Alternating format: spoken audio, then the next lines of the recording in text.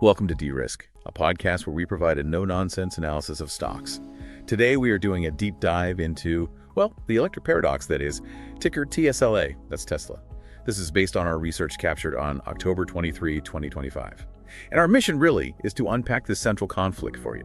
How can a company sell a record number of cars, and still, fundamentally disappoint the market? Yeah, it sounds counterintuitive, doesn't it? But for Tesla, the answer seems to be a definite yes. And that tension, that's everything right now. We're really looking at a classic battle. It's the compelling future story Elon Musk is selling versus the pretty challenging reality of the numbers today. Okay, let's dig into that, starting with the bigger picture, the macro environment. The general market mood feels, tentative. Kind of a light drizzle of caution, maybe. That's a good way to put it. You've got conflicting signals. National GDP looks robust on the surface. But our research also flagged a respected economist pointing out that nearly a third of the U.S. economy, if you look state by state, is actually facing a high risk of recession. Right. So it's against that backdrop that Tesla's Q3 earnings landed, and it sounds like they caused a bit of a shock. A shock is putting it mildly. Yes, they delivered a record number of vehicles. That's the big headline win, the top line number everyone looks for. But the immediate profit just plunged. Net income dropped, get this, a staggering 37% compared to last year. That's not just a miss, it's a fundamental disconnect. 37%. Wow. That's a huge plunge, especially for a stock price for high growth. And what's really fascinating, or maybe concerning, is the CEO's response, right? While this profit disaster is unfolding, Musk seems focused almost entirely on the distant future, talking up the Cybercab robo-taxi. Exactly. Technology that, let's be clear, won't even start production until 2026, maybe.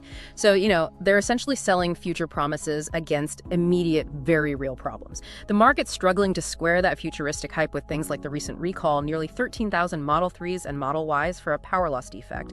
It's present pain versus future glory. Okay, so if the fundamentals are screaming present pain, why is it Wall Street screaming sell?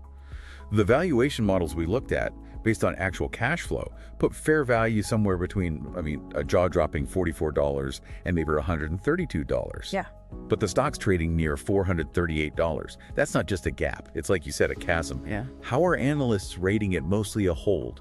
How do they justify sitting on the fence when the value could be, a tenth of the price? Well, that justification seems to come in part from the options crowd. They are surprisingly, maybe even stubbornly optimistic. If you look at the sentiment, the put-to-call ratio, it's sitting at 0.83. That means for every 10 bearish put options, there are roughly 12 bullish call options being traded. So more bets on the price going up. Significantly more. They aren't just hopeful, they're pouring money into contracts betting it rises. Their big target seems to be that $500 strike price. There's just a mountain of call options piled up there. But interestingly, the skeptics, the short sellers, they aren't exactly piling in either, are they? Short interest is, moderate? 2.64% of available shares? Yeah, moderate is the right word. It suggests maybe low conviction in a total collapse, or perhaps low risk of a major short squeeze right now. So you've got this dynamic, really bullish options traders clashing with sort of lukewarm skepticism from the shorts. All that emotional betting is just creating intense pressure under the surface. Okay, so this internal tension, how does that translate onto the technical chart? Is the stock looking like it's about to make a big move? Exactly. Think of it like a spring coiling up. The stock is currently, technically speaking, coiling like a spring. While the long-term trend, believe it or not, is still technically bullish, the short-term trend is just stuck. It's in this tight sideways shuffle, and the critical warning sign here is fading momentum. That indicator is definitely flashing yellow. Volatility is shrinking, which often precedes a big move up or down. All right, so weak fundamentals, this massive valuation gap, options, bulls fighting bears, and a coiled spring on the chart. Let's try and tie this all together. What's the strategic verdict based on our research? Given everything, the verdict leans neutral but with a bearish bias. That 37% profit miss is just. It's a lot of weight for any stock to carry, especially one with such a sky-high valuation. The story is powerful, yes, but those numbers are hard to ignore. The options bulls are fighting a really tough tide of negative data right now. Okay, so for you, the listener, what are the key levels to watch? The battlegrounds over the next few sessions. Right. If you're looking for confirmation of this bearish bias, you need to see a break below the recent after-hours low. That level is $417. A move below that suggests the bears are gaining control. And on the flip side, what would invalidate that bearish view?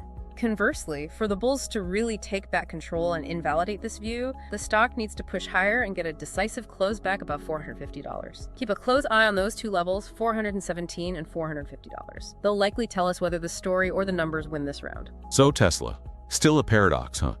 A real battle between that powerful story of what might be and the challenging numbers of right now. Trade smart out there. That's all for this episode. Remember, this podcast is for informational purposes only and isn't financial advice. Do your own research or consult with qualified financial advisors before making any investments. Thanks for tuning in. Catch you in the next episode.